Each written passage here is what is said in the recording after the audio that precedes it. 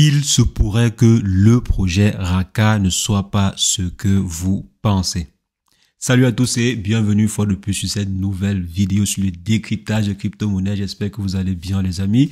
Aujourd'hui, on va revenir sur le projet Raka. On a eu à parler de ce projet lors du live dernier. Donc, tous ceux qui ont raté le live dernier, vous avez raté un débat très chaud. Donc, je vais simplement laisser le lien du live qui va apparaître là à gauche et à droite. Et nous faisons les lives maintenant chaque samedi. Donc, chaque samedi à 21h GMT plus 1. Donc, ne ratez plus les lives parce que les lives sont très intéressants. Donc, lors de l'événement de samedi, on a en fait examiné en live le projet en question. Donc, on a trouvé en fait certaines informations qui n'étaient pas assez cohérentes. Donc, je vais en fait vous présenter cela dans cette vidéo. Et si jamais c'est la première fois que vous passez par ici régulièrement, nous faisons de superbes vidéos sur le décryptage de crypto-monnaie. Donc, si jamais ça vous intéresse, les amis, n'hésitez pas, abonnez-vous et cliquez sur la cloche pour ne rien rater des prochaines vidéos. Et surtout, ne manquez plus les lives de samedi 21h GMT plus 1. Des lives interactifs où vous avez également la parole. Mais avant d'entrer concrètement dans le vif du sujet, laissez-moi vous présenter notre partenaire du jour, à savoir Fairdesk, qui a lancé sur le marché une nouvelle fonctionnalité super intéressante, à savoir le copy trading. Pour ceux qui ne connaissent pas la plateforme Fairdesk, c'est une plateforme qui a été créée par l'un des anciens employés de Binance. Donc, ils ont mis sur pied cette plateforme-ci pour pouvoir proposer des services qui ne sont pas disponibles sur Binance.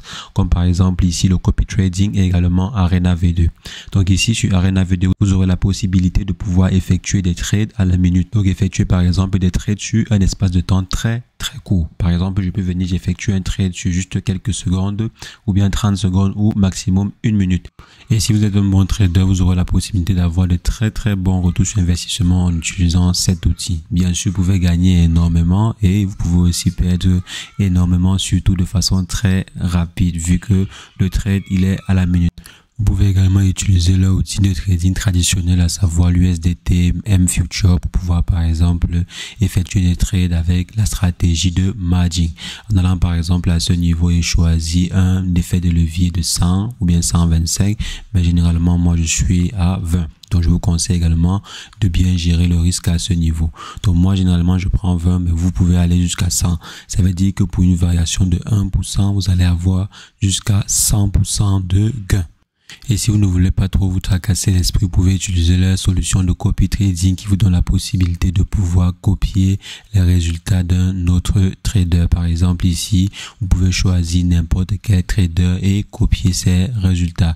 Par exemple, mettre $100 ou bien une partie de votre portefeuille sur le copy trading. Ça veut dire que vous allez copier les mêmes résultats que le trader que vous aurez choisi. Je peux prendre par exemple ce trader-ci et chaque fois qu'il fera par exemple des bons trades, moi également je ferai des bons trades. S'il fait 10% sur un trade, moi aussi je ferai 10% sur le trade en question. Et si vous voulez me retrouver sur la plateforme en question, rien de très compliqué, on va juste aller à ce niveau et effectuer la recherche.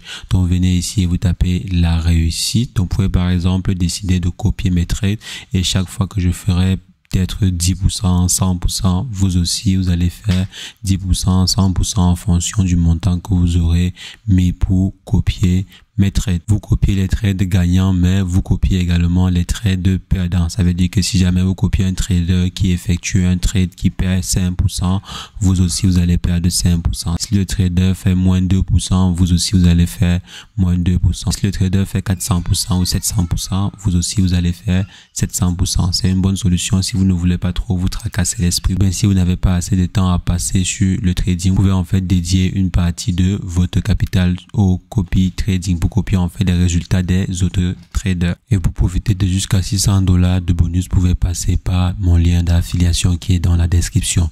Vous aurez jusqu'à $600 de bonus d'entrée en fonction de votre premier dépôt et aussi vous aurez des réductions sur des frais de trade. Donc le lien est dans la description. Alors les amis, comme je disais, lors de notre récent live, on a en fait examiné le projet Raka. Donc comme j'ai dit, je vais laisser le lien, vous pouvez aller checker le live en question. Donc on a eu à examiner avec d'autres intervenants. Donc c'est pas simplement une recherche ou bien une remarque personnelle que j'ai fait en off. On a fait la remarque et la recherche en live. L'un des éléments forts du projet Raka, c'était en fait l'implication de la mère d'Elon Musk dans le projet. Il y a eu plusieurs gros investisseurs qui sont venus investir sur le projet en question, pensant que la mère d'Elon Musk était derrière le projet. Il y a également eu plusieurs personnes qui ont investi sur le projet, pensant que Binance était derrière le projet, ou bien Binance avait investi derrière le projet. Il y a énormément de personnes qui ont investi dessus, pensant cela. Ce qu'on a essayé de faire lors du live, c'est quoi? On s'est posé des questions. Donc, est-ce que la mère d'Elon Musk est réellement derrière le projet? On sait très bien que si jamais une personnalité de ce genre est derrière le projet en question, c'est que elle aurait au moins fait des tweets, elle aurait au moins fait des communiqués de presse, elle aurait au moins communiqué, effectué simplement une publication, même sur son compte de Twitter ou bien ses différents réseaux sociaux. Donc, ce qu'on a fait, c'est quoi? On est parti examiner ces différents réseaux sociaux depuis 2021 et il n'y a aucun tweet relatif au projet Raka. Je répète encore bien, je n'ai trouvé, moi personnellement, je n'ai trouvé, et lors du live en question, personne n'a également pu dire le contraire. On n'a pas trouvé de tweet de la mère d'Elon Musk qui parlait du projet. Et pourtant, si jamais elle est derrière le projet, au moins un tweet pour rassurer la communauté, au moins un tweet pour par exemple signifier le fait qu'elle est derrière le projet pour encourager la communauté. Mais elle ne l'a jamais fait. Elle ne l'a jamais fait. Bon, je n'ai pas trouvé de tweet de Madame Maya Musk sur le projet Raka. Maintenant, on a dit non, c'est l'un de ses enfants qui est derrière le projet. Même ses enfants, je n'ai trouvé aucun tweet, ces derniers, relatif au projet. Donc, je ne sais pas comment est-ce qu'on a pu faire pour monter une image pareille, parce que même sur la description du projet sur la BSC, il y a le nom de Maya Musk qui figure dessus.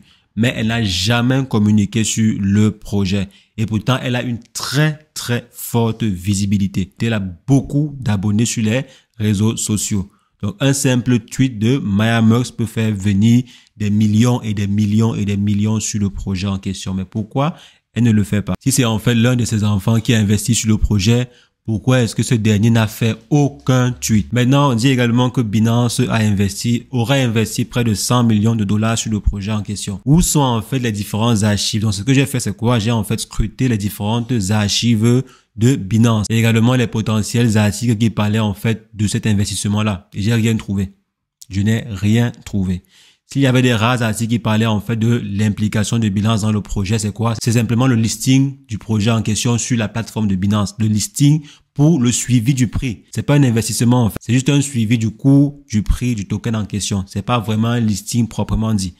Donc il faudrait faire très très attention. Et maintenant, quand vous voulez vous informer sur un projet, n'allez pas vous informer sur la plateforme du projet en question ou bien sur le site internet du projet en question. Quand vous voulez par exemple avoir la confirmation des informations fortes comme l'implication de la mère d'Elon Musk sur le projet, essayez d'aller en fait sur les sources externes, les sources renommées et externes, pas les sources internes au projet. Allez par exemple vous informer sur des sources qui ne sont pas des communiqués de presse. Parce que j'ai également vu beaucoup de sources sur Internet qui parlaient du projet et qui étaient en fait des communiqués de presse. Un communiqué de presse, c'est simplement un texte qui provient de l'entreprise en question. Donc, l'entreprise va rédiger des textes et ensuite aller payer des plateformes pour diffuser ce texte-là. C'est simplement ça. Et ne vous faites pas généralement duper par ce genre de post ou bien ce genre d'article sur certains sites. Malheureusement, plein d'investisseurs n'ont pas la capacité de pouvoir discerner un article sponsorisé et un article normal. Il y a également plusieurs blogs ou bien plusieurs sites qui ne mettent pas cela en évidence. Parce que normalement, quand c'est un post sponsorisé, on devrait le voir directement sur l'article. On devrait savoir qu'il s'agit d'un post sponsorisé ou bien d'un communiqué de presse. Et essayez de toujours vous renseigner si jamais il s'agit d'un post sponsorisé ou non, ou d'un communiqué de presse. Ça veut dire que c'est une information qui émane directement de l'entreprise. Et vous ne devez pas considérer cela pour essayer d'avoir l'information juste. Jusqu'à présent, j'ai pas trouvé le tweet de Madame Maya Musk. Jusqu'à présent, j'ai pas trouvé le tweet de l'un de ses enfants qui parle du projet Raka. Je vous invite les amis à mettre en commentaire si jamais vous avez des sources, des liens de sites internet, bien sûr de renom, et également les différentes informations qui prouvent que Madame Musk a investi ou bien est derrière le projet. Ne vous servez pas en fait, ne vous appuyez pas sur ce que la team a dit pour dire oui c'est vrai, mais essayez plutôt de vous informer depuis des sources externes. Donc si vous avez des liens de tweets, etc., mettez-les en commentaire les amis, ça va nous aider.